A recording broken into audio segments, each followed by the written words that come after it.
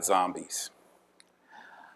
First of all, let's remember where we've come from, especially on this last night.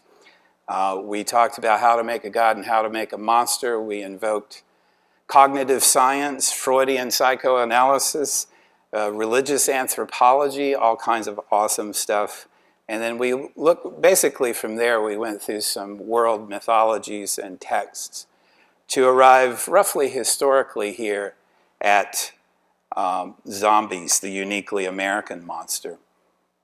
And just briefly, in terms of that theory, I just want to go over this really quickly. Remember, we saw that the monster, the modern monster, I should say, the contemporary monster, is an id. Well, and some of the ancient monsters, too. They're ids. Freud's depiction of the internal pleasure principle, the drive simply to, well, what he called release tension. But you release tension by satisfying your desires, right? Whether it's food, sex, whatever. Monsters are ids. In fact, there's a movie, I forget what it's called, Forbidden Planet, right? Where they have this great scene called Monsters of the Id or something like that. The monster's body is a cultural body. The monsters are made of cultural symbols. That means we make those symbols. That means we make monsters. And that also means that we make them from ourselves, from our own material, right, from inside. We also make them culturally. We make them collectively, together. The monster is a harbinger of a category crisis. Monster is going to mess with the world as you think you know it is. Simple, or maybe not even simple, but dichotomies, binaries, categories. Okay, this goes here, this goes there. Okay, monster is going to mess all that up. That's what a monster does.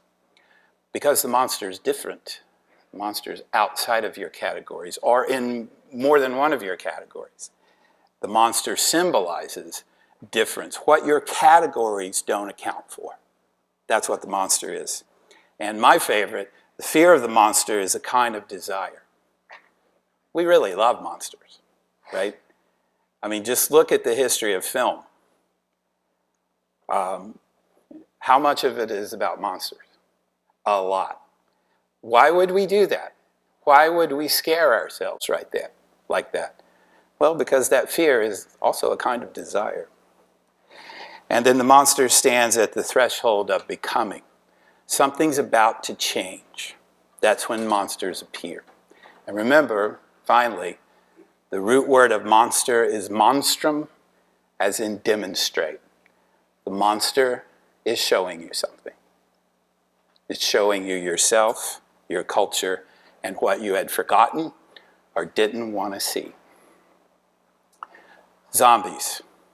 You probably know that zombies originated in Haiti in the 17th century and come out of I was going to say native religion, but that's really not right. It's more of an eclectic religion there called Vodun, or Voodooism, sometimes termed voodoo. It's like I said, it's an eclectic mix of African, Afro-Caribbean, and Catholic religions. So there's a lot of magic, there's a lot of ritual. We'll talk a little bit more about that. But basically, voodoo divides human beings into their physical and spiritual selves. That's not uncommon at all, right? We know that. The spiritual itself is further divided into the Gros Bon Ange and the Petit Bon Ange, the great good angel and the small good angel. Nice, I like that. The former, the great good angel, is the life force. Freud would call it libido. The latter, the small good angel, is the self.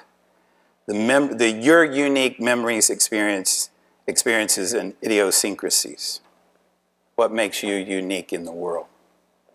To create a zombie, a sorcerer named a Bokor, called a Bokor, captures the smaller self and thus makes the zombie an empty shell.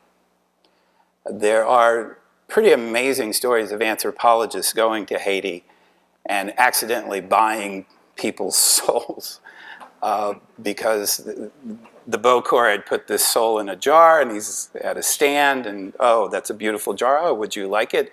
Yes, it's this much. Congratulations, you've just purchased a soul. Oh.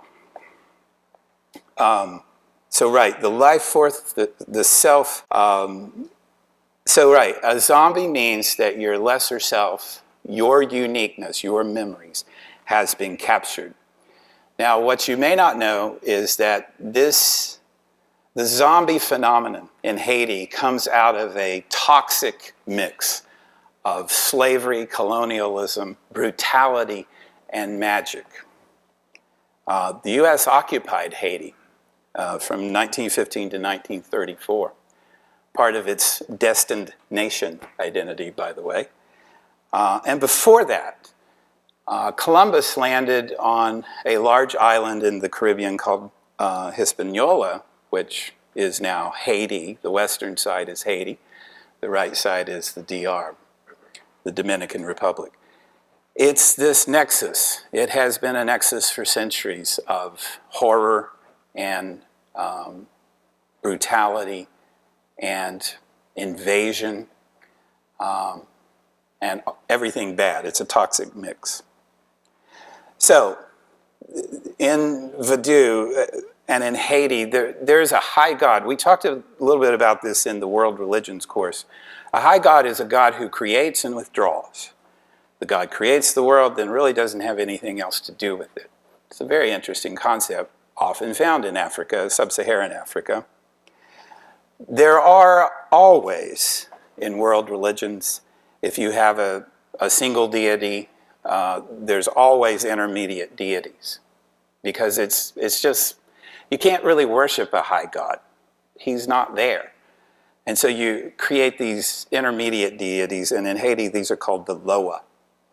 By the way, if you want to read a magnificent and disturbing novel that involved the Loa and all these spirits of the Americas that we've repressed culturally, check out Ishmael Reed's Mumbo Jumbo. Amazing. You know that book? It's incredible, right? You know it? Wow, what a trip. Brilliant, brilliant book. So, as I said, the Congo word from Central Africa for soul is Nzambi. So they think that's the etymology of our term zombie. So again, there's this mixture of African, Caribbean, Catholic, and other religions, along with this brutality and colonialism that generates this unique creation called the zombie. So in Haiti, though, zombies are kind of just sad people. I mean, when I was reading about it and researching it, I thought, well, it's not unlike homeless people or street people here in LA. It's just, you know, they're kind of there. You're like, that's too bad, but you don't interact. That's an analogy, I guess, to the zombies in Haiti. And most of the religion in Haiti is not the black magic kind. I'd say, well, one anthropologist said about 90% of the practitioners of Voodoo use white magic. They're just trying to heal, which is the common use for magic or ritual. But there are always those people who want to have power and control over other people. These are the dark Bokors, the ones who try to create mindless slaves. Now, that's not accidental, that a zombie is a kind of slave. Again, with this history in Haiti of slavery, I mean, lots of slavery. And they would work them to the death. I mean, it was bad in the South. It was worse in Haiti. They would work them to death, and then they would need more. And so it was this vicious cycle of importing slaves and slaves dying. The zombie is born in this mix, in this toxic stew, as I said. One anthropologist says the zombie was a very logical offspring of New World slavery. And she says to become a zombie was the slave's worst nightmare. To be dead and yet not have escaped slavery. Right? So, right, zombies are in Haiti are pretty much an object of pity. They're not something you fear. Right. But that is not the zombie we know, is it? Something happened in America, in this continent, this country, that changed zombies actually into their opposite in many ways. Now, we had the 1932 film White Zombie, which was, as you can see from the poster there, can you read that? With these zombie eyes, he rendered her powerless. I wish I had zombie eyes. With this zombie grip, he made her perform his every desire. Yeah, I know. 1932. That was before the Hays Code, wasn't it? So it got through like that? Okay, so yeah, it got through uncensored, right? Then there was the novel, the 1954 novel by Richard Matheson, I Am Legend. And George Romero comes along and builds his film, Night of the Living Dead, upon that novel. Changes some things, obviously, if you've seen the Will Smith movie, but the zombies in America were born in 1968, that is, in the United States of America, as opposed to Haiti, in 1968 with Night of the Living Dead. And if you've seen the film, actually the word zombie is never used there, he calls them ghouls. But it doesn't matter, they're zombies. And it is, remember, 1968, really interesting time to invoke the zombie metaphor. What's happening in 1968? Vietnam. Yeah, Vietnam, exactly. So an unjust, weird, failing at that point war. Romero tries to set this in that context of this kind of just droning toward death, right? Mindless death and death-consuming life, right? But that's not all that was happening in 1968, was it? Civil rights movement, the deaths of King and Kennedy. And what? Was Malcolm that year? Or? 67, right? Yeah, at the Apollo Theater, right? Yeah. Well, the time, right, is not good. And who's the hero of the Night of the Living Dead? Black guy, right? The white people are just barely above the zombies because they're like, what? What do we do? What? Or they're mindlessly selfish, right? Yeah. Romero kept saying that he actually wasn't thinking of all those things at the time. Right. Hero, a black guy at the time. Right. But years later, he said that yes, he was. He just couldn't say it. Sure. Yeah. Yeah, really interesting part of creativity, right? Is that there are things there that you don't know are there, but they are there. And you kind of know that they're there, but it's actually our gods and monsters process. You kind of have to bring it out and project it before you see it's there. So I'm not surprised at all that he said that.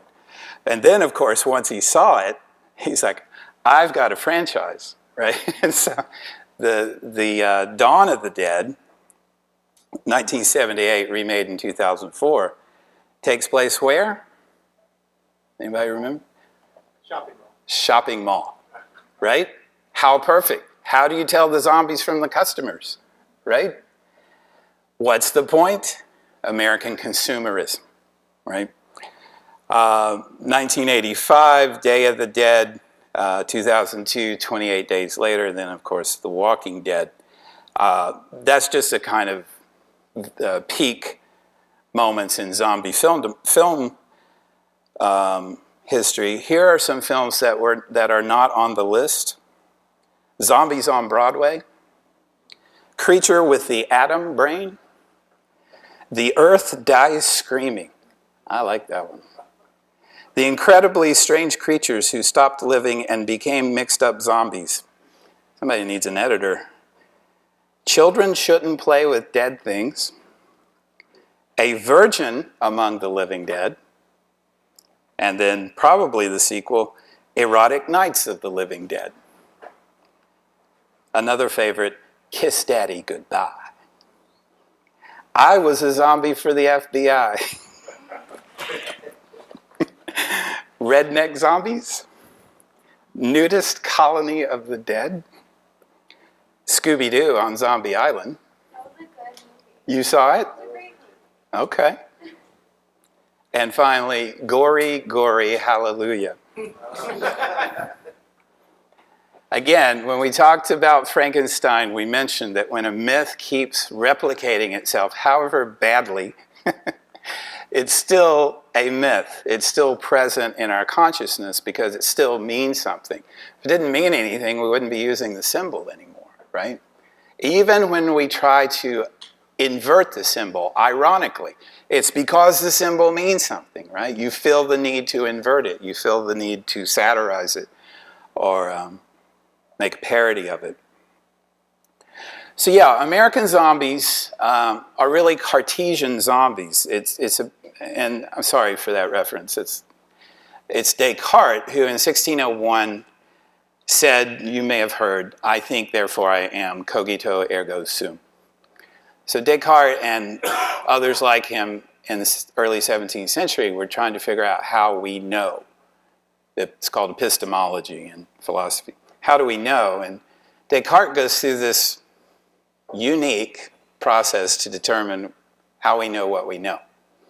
And he says, I won't bore you with the detail, too much detail, but basically it comes to, he doubts everything. He did every sensation. He's like wax. Well, it's cold and hard unless I light a candle, then it's hot. So I can't trust my senses. What can I trust? The only thing I can trust, he said, is that I'm wondering what I can trust. Right? Cogito, ergo sum. Well, that's Max Brooks, isn't it? Yeah, right. We're going to talk about that. So you know Max Brooks, the author of World War Z? Yeah, he goes around giving these zombie survival lectures. Yeah, one of them is at some foreign policy think tank. And I'm like, this can't be right. But no, there he is, talking to these soldiers and diplomats about how to survive a zombie apocalypse. That's Mel Brooks' son, Max Brooks, World War Z. So thank you, yes.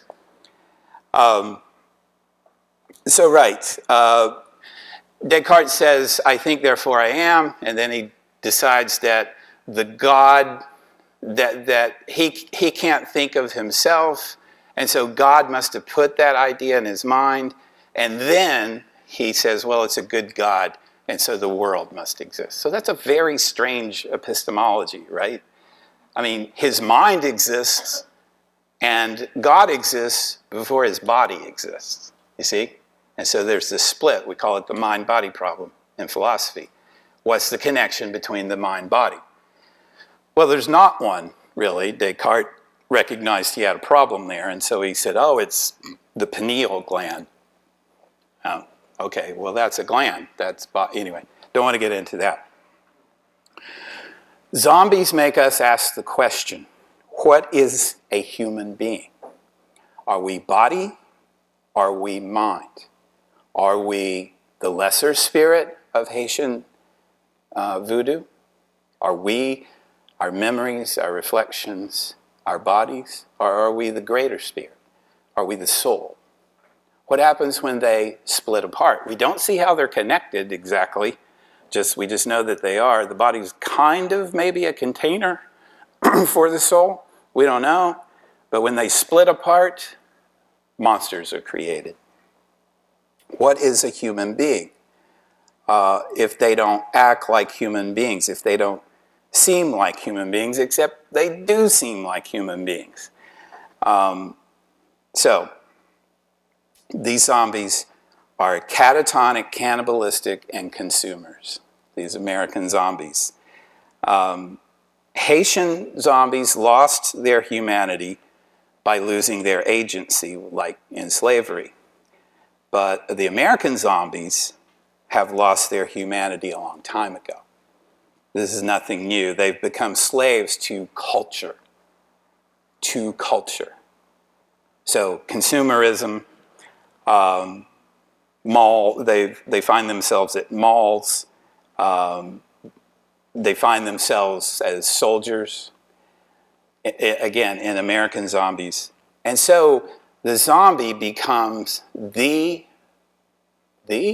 probably the metaphor for critiquing American culture in terms of race, politics, war, all of America's ills. So are we that mix of chemicals in the end?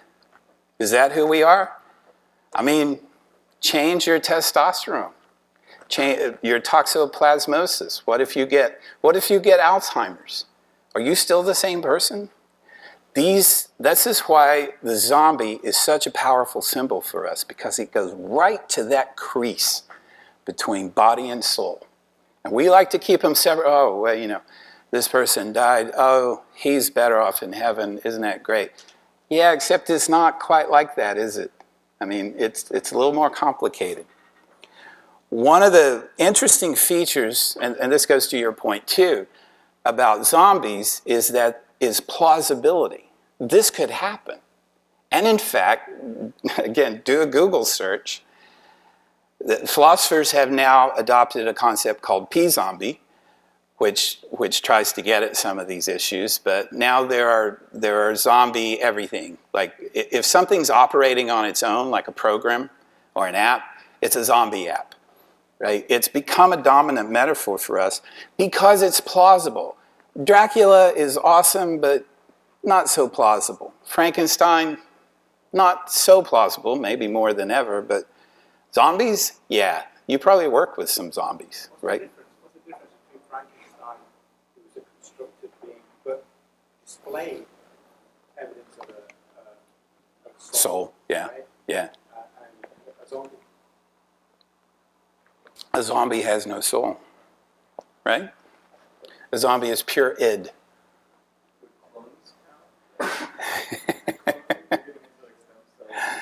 Okay, let me just hit some points here, and I did this long thing, and I'm like, no, they're not going to let me get through it because there's too much to say, and they're too smart.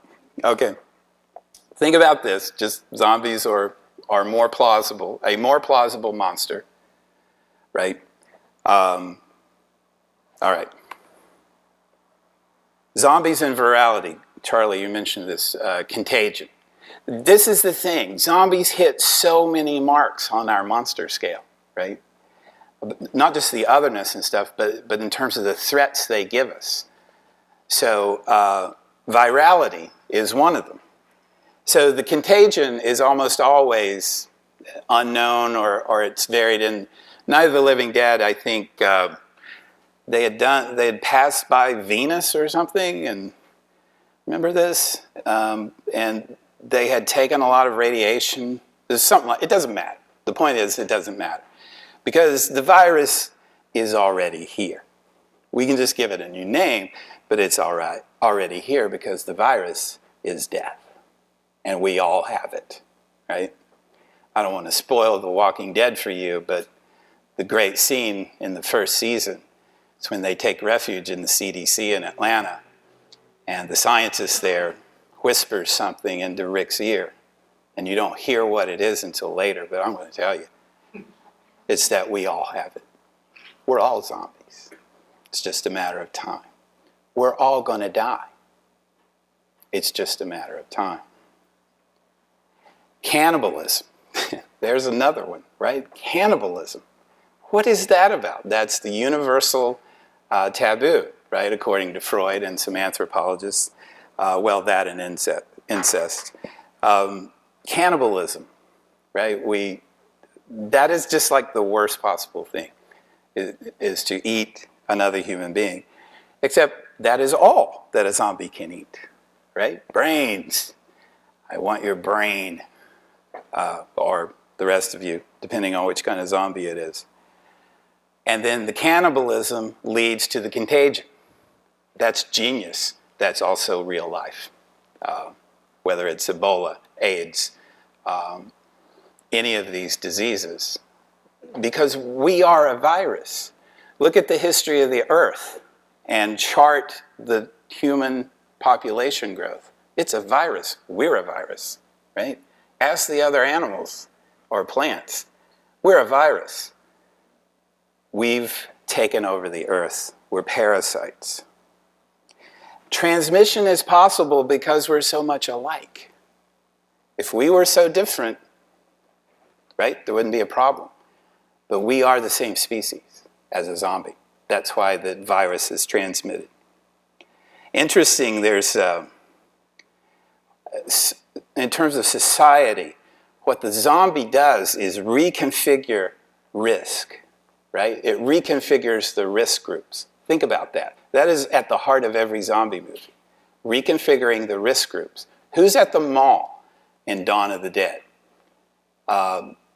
Collection of different people, cross-section of society, right? Everything that we had been taught about the wealthy or the educated or whatever, they get to be here and get to have this, and the poor have to stay here and don't get this. That's all messed up now. There's a reconfiguration of risk.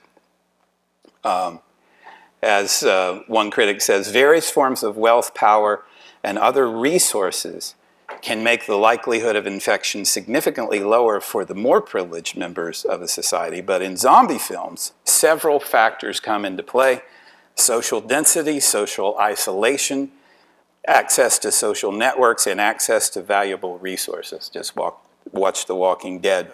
In terms of social networks, the modern zombie film's emphasis on global pandemics illustrates that the socio-historical particulars, that is, the particulars of culture and nature and space, such as technology, air travel, cities, etc. We saw this in Dracula too, that brought about a globalized society,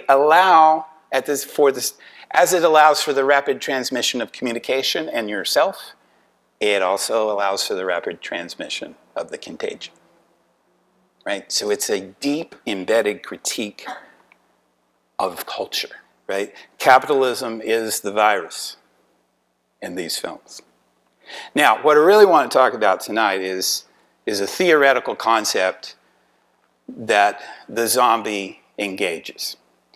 And it's Freud, it's Sigmund Freud, but it's actually some of his best work. It's called the uncanny. All right, so a scholar named Jentz actually worked on this before Freud. Freud bounces off of his work. Jentz said that the uncanny is intellectual uncertainty, disorientation. All right, well, most of us walk around with that problem every day, intellectual uncertainty, disorientation. So Freud said, no, that's not enough. There's much more to the uncanny. This is his essay on the uncanny in 1919, and it is a recipe for zombie making, right? He says, Freud, the uncanny is that class of terrifying which leads back to something long known to us, once very familiar. Oh, he's talking about the repressed, right? And sure enough, he is. He goes on to talk about something we knew, we experienced, and then we tried to put away, like race in America, like the problems with capitalism, like an unjust war, just saying. The repressed, something we've put away and we think is gone, but comes back in another form, and we're like, oh, I think I recognize that, right? And the German word here is Heimlich, canny, uncanny. I know, you're thinking of the maneuver. The German word unheimlich is obviously the opposite of Heimlich. Heimlich means familiar, native, belonging to the home. Heimlich means home. And we are tempted to conclude that what is uncanny is frightening precisely because it is not known and familiar. But that's not right, he says. It's because we knew it and forgot it. I'm paraphrasing Freud for you. So, it's about, he does this whole analysis of the etymology of the word Heimlich in German. And he says that it actually comes out to mean homely. Canny is homely. Uncanny is hidden. Oh, right. Now we're talking. The hidden. It's like the repressed. It comes back. He also has a section on the double, how we see ourselves like a twin or a doppelganger. I'm not going to go into that. What this is, and what a zombie is the recurrence of something old and familiar. It's the haunting. The haunting. A zombie is a haunting. Except the difference is the zombie is here, in front of you, asking to eat your brain. So it's a different kind of haunting in that there's an empirical quality to it. But nevertheless, it's a haunting. It's something that was gone and then now it's back. The uncanny is about our relationship to death. Freud says this: there is scarcely any other matter upon which our thoughts and feelings have changed so little since the earliest times of humanity, and which discarded forms have been so completely preserved under a thin disguise. And that is our relation to death. Two things account for this fact: the strength of our emotional reaction to death and the insufficiency of our knowledge about it. Death is by definition that which cannot be known.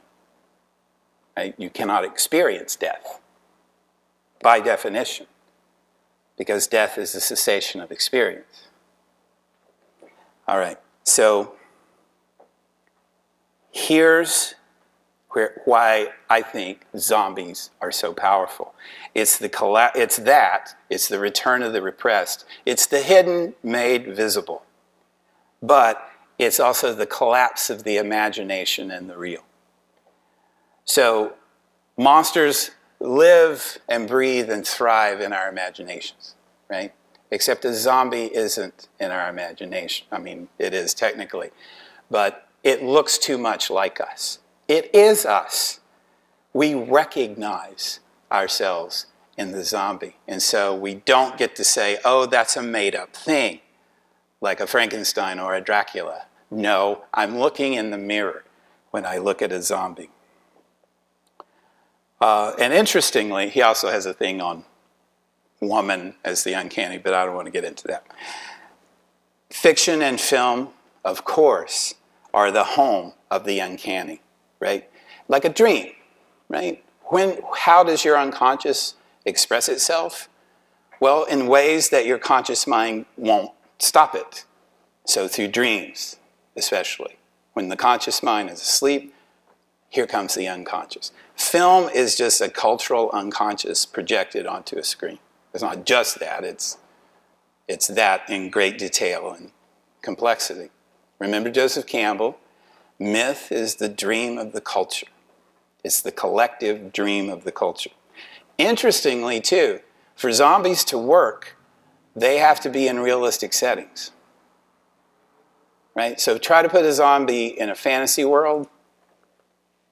All right, maybe, but no. The zombie has to be real, has to be plausible, has to be real enough. And so you have to have realistic settings like Atlanta for The Walking Dead, or upstate New York for Night of the Living Dead. People got to be doing normal things. That's the recipe, right? All the time. People just doing normal things, and then boom, here's a zombie. All right, we're almost done. The zombie apocalypse we talked about. Max Brooks is making a living on this stuff, and good for him.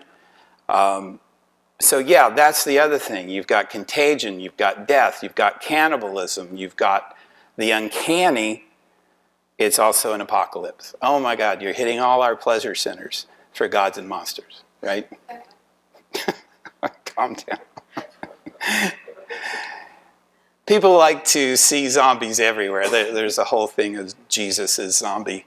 I don't know why you want to do that. I mean, you're just like zooming out so much that it doesn't mean anything anymore. Jesus is not a zombie. Come on. But there is this line from the Epic of Gilgamesh, which is pretty interesting, We talked about Ishtar in our earlier discussion on goddesses. And this is Ishtar later on, after she's been disempowered. And Gilgamesh basically just says, you're old and dried up, and I don't have to listen to you. Now, this was a temple priestess, a goddess of the temple priestesses. So she says, I will knock down the gates of hell, I will smash the doorposts and leave the doors buckled, and I will let the dead return to eat the living, and the dead will be more than the living. That's the oldest, pretty much the oldest text we have. And it's talking about that, the walking dead. I also love this and can't get over it. This is about guiltless violence too, right? I mean, just watch an episode of The Walking Dead. You get to do things to human beings that would never pass the movie code, right? You get to do things to human beings that would not be accepted in another setting. But zombies give us guiltless violence because they're so much like us, but also they're just a little bit different. And so, in fact, in The Walking Dead, you remember the scene in the barn. Sorry if I'm spoiling it to you, but you should have watched it by now already. Herschel is keeping a bunch of his former, well, he thinks they are still his family members and friends in the barn. And Rick and the other guy, Shane? The other guy get really pissed off about this. Dude, you're keeping zombies in your barn? He's like, they're not zombies, they're my friends and family. And there's this really interesting discussion about what they are. This is undecidable, right? Because as soon as you say they're your friends and family, you go, look at them. That's not your friends and family. All they want to do is eat us. And as soon as you say they're not, then you become a murderer. Then you become a violent person. And it looks like guiltless violence, but it never quite is. Watch the films. I mean, some of the lesser films are just about blood spattering. Fine. But the real symbol of the zombie being killed, remember, is you being killed. It's us being killed. Max Brooks again, the living dead threaten the entire human race. Zombies are slate wipers. That's the apocalyptic element, right? The modern zombie myth may be considered an ultimate expression of nihilism, in which one discovers a world dispossessed of that which they desire and or once had, and the crisis of meaninglessness is encountered. Zombies are about the threat that none of this matters. That you build a family, you buy a home, you have kids, you raise kids. None of that matters to the zombie. And the zombie is you. So deep down, you know, perhaps, that none of that matters. And the zombie appears, again, like a monster conjured out of your deep psyche and the culture's collective psyche to show that fact to you. All right. What does this all mean? The literary critics Deleuze and Guattari say the zombie is the only modern myth. The only modern myth. It is also a uniquely American myth. Why? Because it's about the loss of self to the herd and ultimately to death. It's death personified. It's also the representation of desire. A zombie is a representation of desire because zombies aren't dead, they're walking dead. And why are they walking? Because they want. They want. So it's to want, but not to die. It's to be dead, but to keep wanting. It's, again, this horrible paradox. As I said, it's the ultimate projection of the monster within. Our deepest fears is that we see death, the end of ourselves, the end of our culture before us in a zombie. It's also a projection of our hopes. Because another feature of the zombie film is survival. Survival. The Latin means to overlive, to live beyond. And that's a hope. And that's a good hope to have. And this is why we've had this series, Gods and Monsters, Understanding Our Hopes and Fears. Yeah? Sorry again. Don't be sorry, dude. I see a lot of parallels with like the ancient Greco-Roman kind of restless dead and Overlord or the Virality. And it got to the point where they more or less were afraid of being buried improperly. So they would weigh down the bodies in ancient Greece. I lived in Italy. That was my major love. So they'd find graves, but they weighed down the bodies and they would say they were going to come back to life. Yeah. And they weren't, that was kind of the way they ensured getting proper burial respect Right. for their family, that Right. so-and-so's going to come back to life. That's right. There were those. We are. And in fact, you call to mind Antigone, Sophocles' Antigone, where the crucial issue is her brother's body being left in the street, right? He must be buried properly. And this is an outrage, because the dead must go away. It's just interesting how over time it changes. Yeah. It's burial rights 3,000 years ago now, and it's civil rights. Yeah. It's worse. It just hasn't Yeah, worked. it is. It is. All right. Dude, you're fine. Anybody else? Yes, Satinder. Is the moral of the story that it's the soul that makes us, not obviously not zombie, but it's the soul, the presence of the soul that stops us from descending into nihilism and cannibalism and everything else? I think so, except it's not that simple, right? Because to survive the zombie apocalypse, we have to become killers. What does that do to our soul? We have to become unethical. Well, it's a question of morality, right? Exactly. So it's measuring, yeah. Right. So it's the conundrum of Right. needing to live. Right. So the moral is we can't find a moral. We're always on that razor's edge between animal and between God and monster. That's the moral for me. Because if you say, well, the answer is you just need to believe in a soul, that's not going to work, is it? No, and it doesn't. Right. Everybody, You'll be eaten. yeah, people have, most people, there's a soul, depending on your viewpoint, most people have souls. Yeah. Most people are not. A lot of people are not. A lot of people. Lack morals, right? Yeah. So, Right. an inarticulate way of saying what I want to say. No, I think it's fine. I mean, that's the issue. The moral is we can't find the So moral. it's not just the presence of the soul, it's awareness. It's the inaccessibility of the soul. And at the same time, the inevitability of the soul, I would say. You got to have a soul, or we're just that. Right.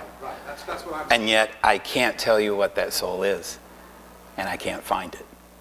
I just know when it's gone. You see this as a little, maybe possibly as a return to older values where a man's worth was weighed by how well he could swing a machete at someone's head versus now, like the alpha male is kind of obsolete. Whereas in The Walking Dead, for instance, you got the saviors and all these gangs, and it's all alpha male, and it's just kind of old school barbarian, dark ages rules that rule the world. And, it's like a return to that.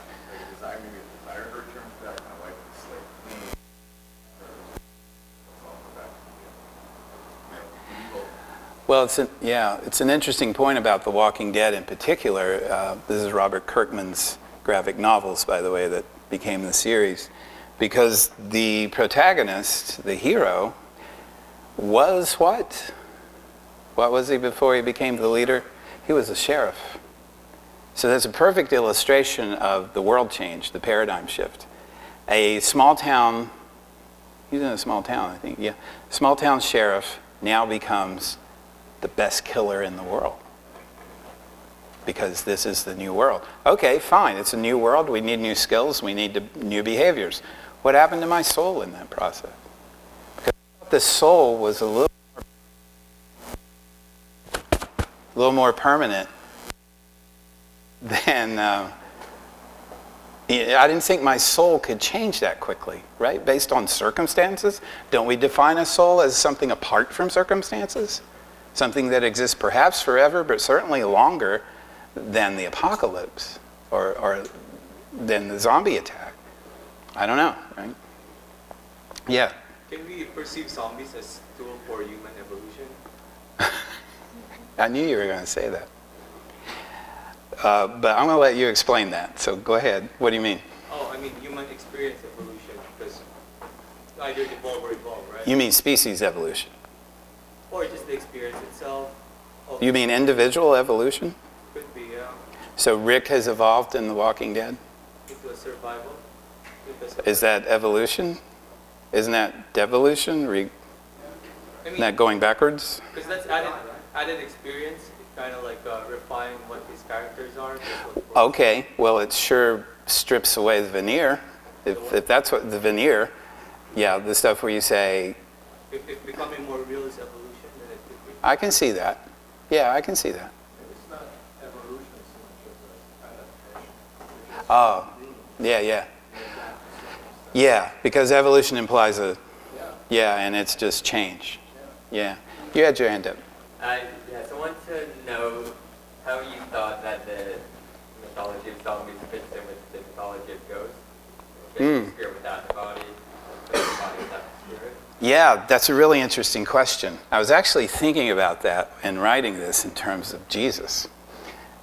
So Jesus is a ghost figure just in terms of form, right? He exists, but he's not corporeal. A zombie is an anti-Jesus, right? He has the body, but not anything else. So what's the relationship to ghosts and zombies?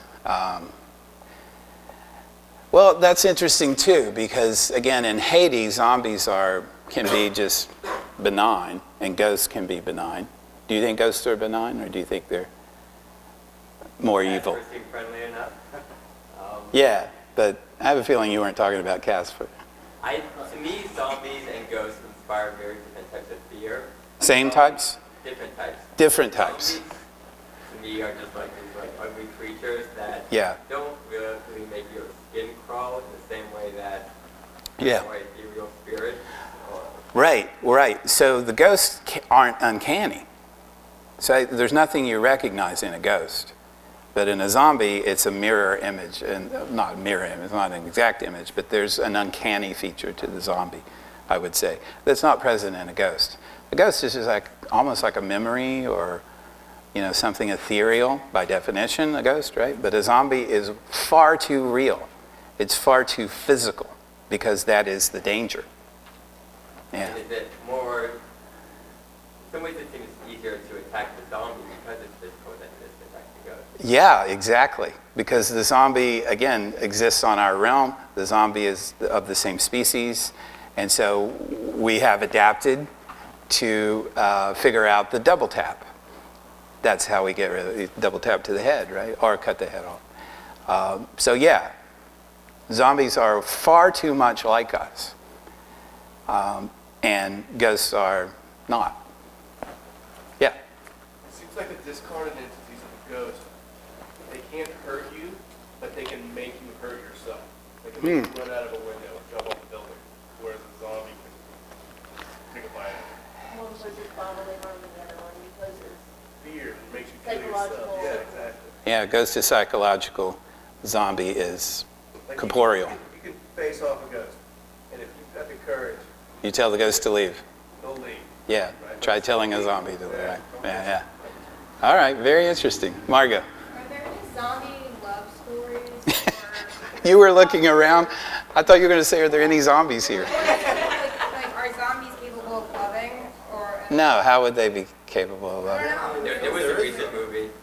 It was what? There was a recent Oh, movie a few warm years bodies. ago. Oh, warm bodies. Right, so we're going to keep playing with the metaphor, right? We're going to keep playing with the symbol. That's okay. So, but again, zombies in its richest form, the zombie cannot love. The zombie doesn't even love flesh. The zombie just needs flesh or brains. Stephen. So we're talking about contagions. Yes, yeah, I know, it's your favorite thing. I know, I love diseases. No, okay, so then I go, what about memes? I don't just mean Yeah, hilarious yeah. memes on the internet, Yeah, but thought viruses, ideologies, extremisms, yeah, toxic, popular worldviews, bots. and what they do to people Yeah, in masses. yeah, exactly. So AI comes into play here, right? I know you love that. It certainly does, because this is, again, the Frankenstein myth. We've created something that we can't control.